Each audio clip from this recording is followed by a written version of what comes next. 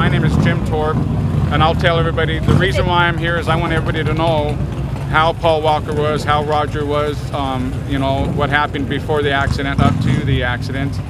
I'm speaking on behalf of my son, who was here, who watched his two friends burn to death in the car.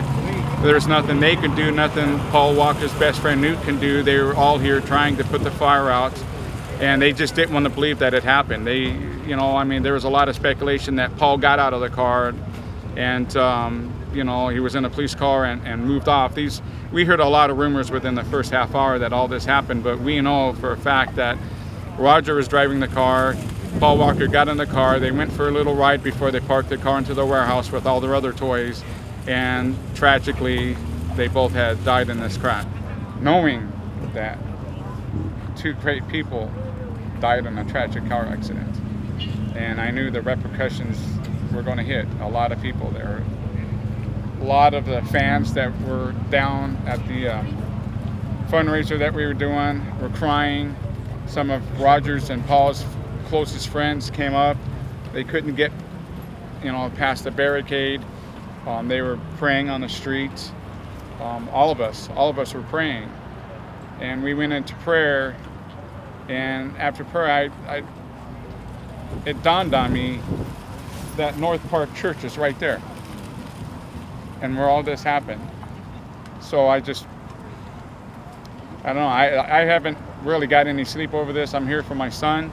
My son's having a hard time because he watched two of his friends burn to death, and that was the hard thing. There was nothing he could do, and he's never gone through anything like this before. None of us have. And you know, I put my sympathy out to the family of Roger and to his wife and his children.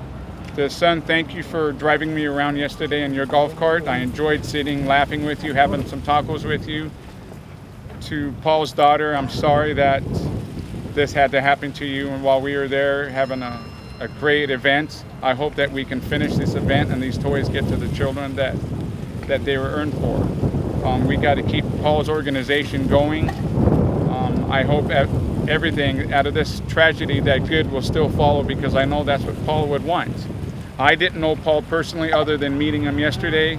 He was a great guy from the time that we laughed and stuff, but I think his organization needs to go further.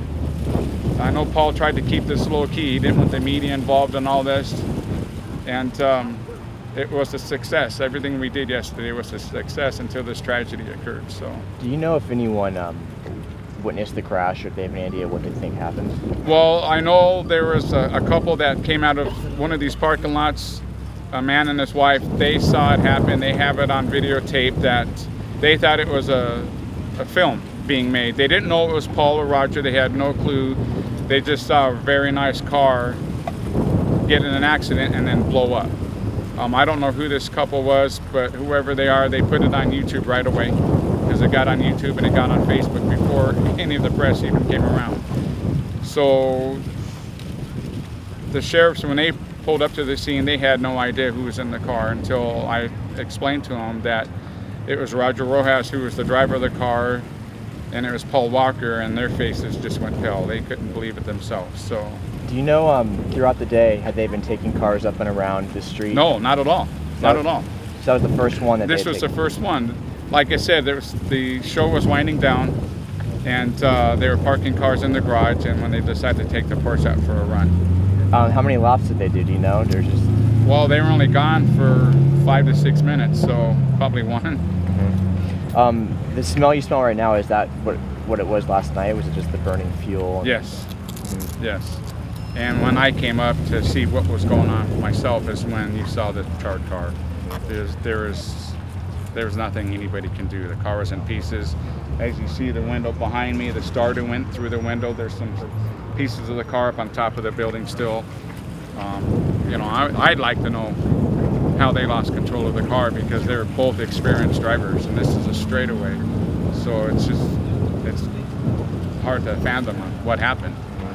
And the police didn't have any answers at all? There were no theories? Well, I don't know what their final outcome was, other than knowing that it was, you know, speed was involved. Mm-hmm. What the speed was, we don't know. Mm-hmm. But it's obvious that something happened. Mm-hmm. So, you know, our thing is just, I'm still devastated. You know, you come out here and you don't see skid marks or anything else.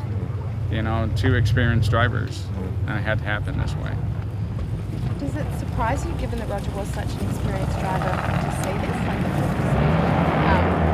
it doesn't look like there's anything that could have gone away. Again, I'm shocked that this happened with an experienced driver in the car. I mean, we weren't behind him or anything else, so we don't know what happened.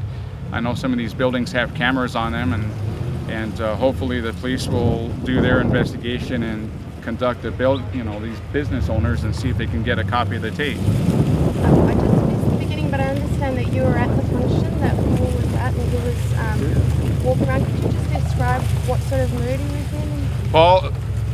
Paul Walker was in a great mood, and I'll tell that to everybody. He was having a good time. He was a bit standoffish until he got comfortable with everybody around him. I think he was overwhelmed by the amount of toys that were donated to the organization.